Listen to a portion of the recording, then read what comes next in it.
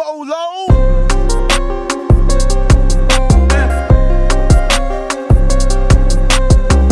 But people want to know, how can you guys get paid without having like a big placement? Now let me break this down first. Some of you guys do not know what a placement is. If you write a song or if you make a beat and it gets placed on somebody's album, it makes it to the album. Now you have big placements, such as like label placements or whatever, and then you have smaller placements, which might be a placement with just like you and your homeboy or your homegirl, whoever. It's all considered a placement. If something gets released and is making money off of it, it is basically considered a placement. It's just that some placements have a little bit more weight than others. A lot of you guys want to know how to make money. Music is your passion. You bought all this equipment just like how I have, and you want to start making money off of what you do. First things first, you have to get the notion out of your mind to always trying to always work with a big artist. Like, for real. Like, there's so many of you guys right now who want to work with big artists that you save beats, you keep beats on your laptop.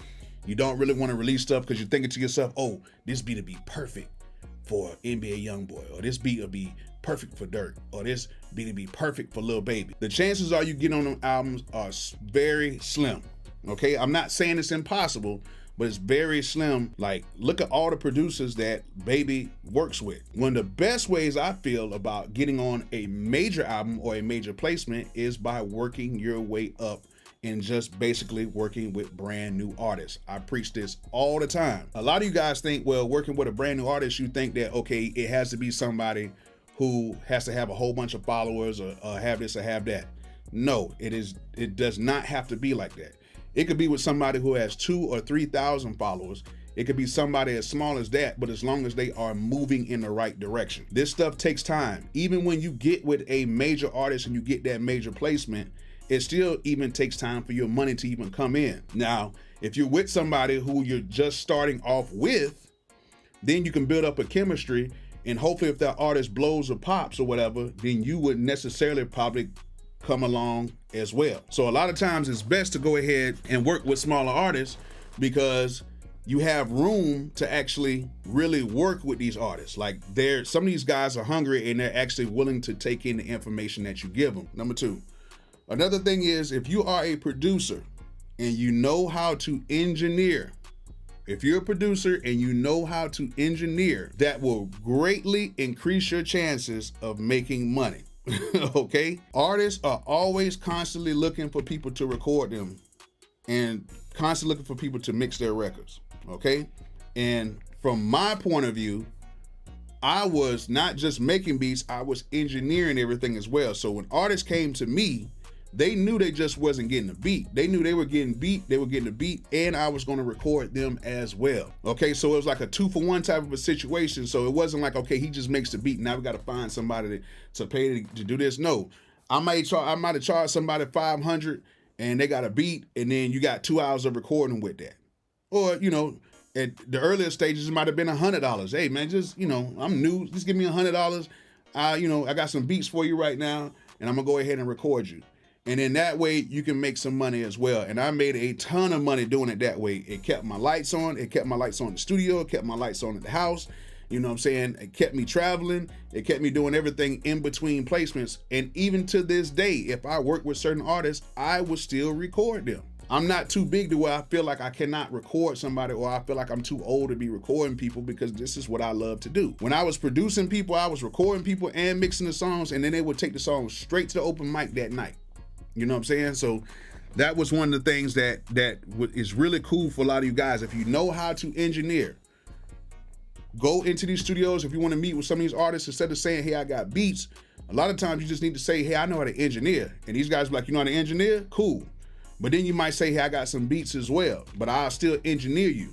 And then we get done, I'll play some beats. So either way, I can still be involved with the camp some way or another. Another thing is always look for other young, talented producers and try to manage those producers, okay?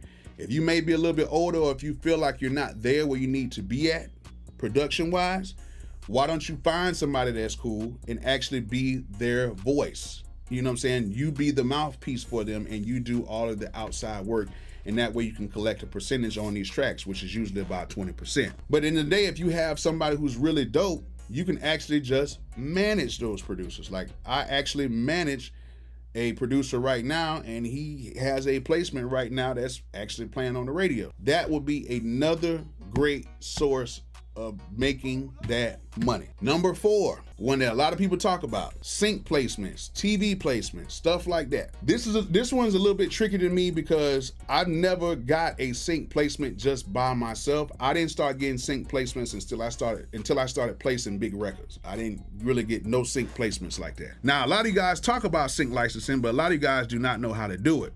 And for a long time, I didn't know how to do it as well. But at the end of the day, it's pretty tough to get into it because there's already so many people doing it, and there's already so many other fellow people that are already inside of that business doing it already. I know a lot of people like, oh, I'm trying to submit my stuff for TV shows, I'm trying to do this, I'm trying to do that. The only way you're pretty much going to do that is if you either know somebody or you kind of pay yourself a way to get in through one of these little sites or whatever, but you're going to have to know somebody. You know what I'm saying? You're going to have to know somebody to get in with trying to get these sync licenses, or you're going to have a song that is basically a pretty big record to where they will come to you. I would rather, to be honest with you, with the sync licensing thing, I would rather people come to you rather than you going to them. With the sync licensing thing, like a lot of people want to do it, they're like, oh, I'm trying to do the sync licensing thing, but if you don't know nobody, you can't get in. Now, there's a way you can get in doing that as well. One of the ways you can get in is actually looking at the credits and finding out who the music supervisor is. Sometimes they're easy to get to, a lot of times they're not. Another way to collect money, and I talk about this all the time, is making sure that you have your business stuff straightened out. You have to know about making sure you're collecting what you need to collect. Okay, how to collect. Of course, everybody knows about ASCAP, BMI, CSAC, all that good stuff. Make sure you know about the MLC, and make sure you learn about publishing, how to collect your publishing. Make sure you know about the Harry Fox Agency.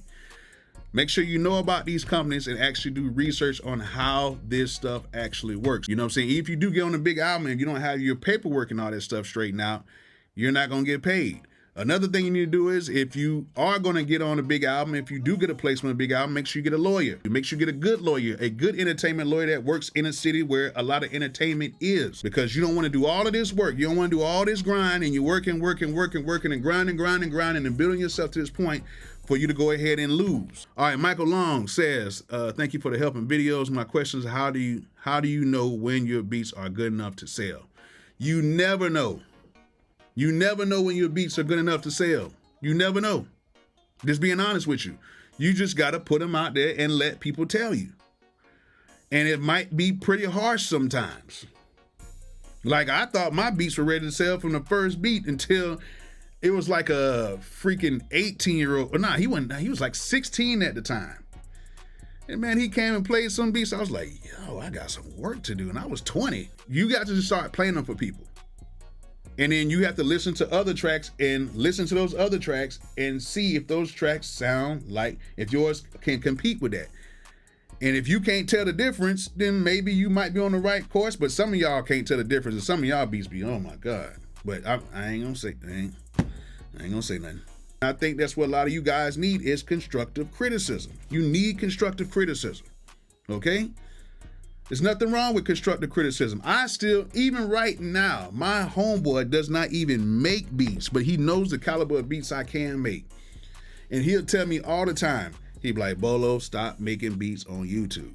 And I'm like, why? He was like, stop making beats on YouTube, Bolo.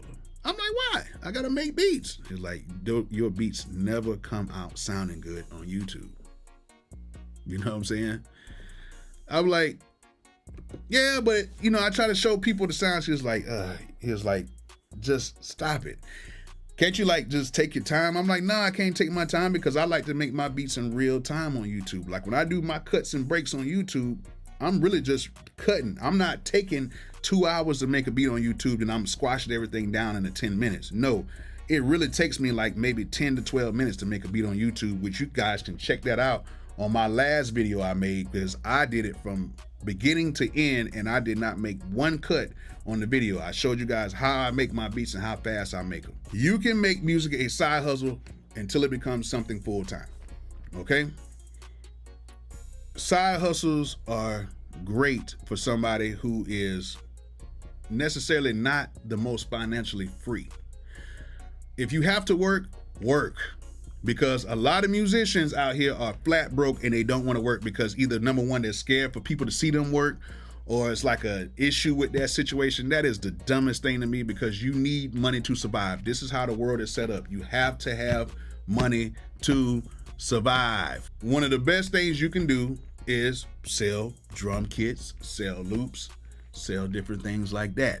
Sell templates, sell mixing things or whatever. That's a side hustle. Even though I know I got my drum kits, which you guys need to go ahead and get it, because my drum kits are dope. You know what I'm saying? My drum kits are dope. I know that for a fact. That's a side hustle. That's something that when I go to sleep, I know I didn't have to do anything and make money from it. It took me a little bit to get it to where it needs to be at, and then now it's there. Get you some type of a side hustle that will pay you when you don't even do anything. But your side hustle has to be good. Now, don't just do any doggone thing. Like some of y'all guys come up with some side, I'll be like, man, come on, man, no. They be like, oh, Bolo, can you help me out with? No.